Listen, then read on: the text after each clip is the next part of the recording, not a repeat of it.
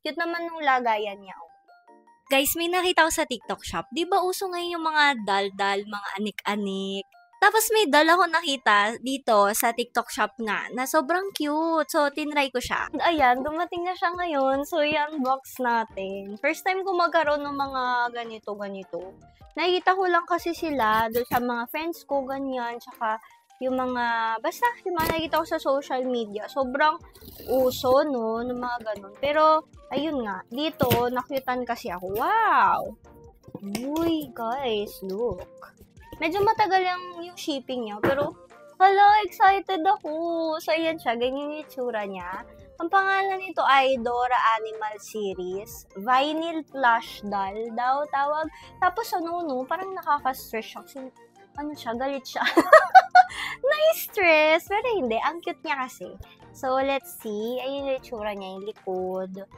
Yung gilid. Gusto ko rin to, yung bunny. Baka ito yun, kasi yun, naka-pentel pen. Naku, wala nang surprise. Pinentel pen na. Pero gusto ko rin yung fox. Ang ganda. Naalala ko dito si JK, di ba? Bunny. Ayan. So, let's open. Let's try. Let's see. Excited ako. Ano ba to? Parang blind box. Ay, natanggal. Sumama yung yung plastic niya. Ayan, nabuksan dito sa may ilalim, di bali. Pero ang cute. Ayan. So, ayan, may plastic naman. Uy, malaki siya. Ha! Ang galing. First time ko to. So, ito, do not eat. Silica gel. Ayan, ito na nga tayo nakuko, si Bunny. Ano yun? Walang pa-surprise. Ba't ganun? Pero okay lang kasi first time naman natin makikita to sa personal. Pero paano ba ito buksan? Yun na, guys!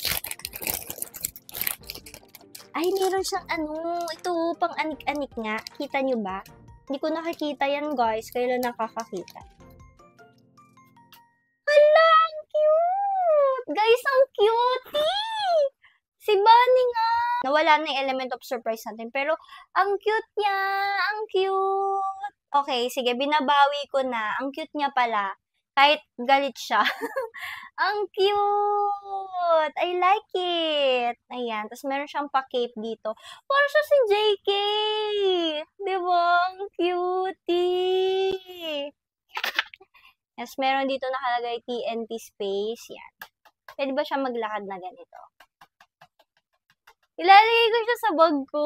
Ang cute. Mukhang matibay naman yung keychain niya. So, ayan. Ilalagay ko siya dyan sa yellow basket. Ang cute niya, guys. Ang cute! Ba't ganun? JK? Ikaw ba yan, JK?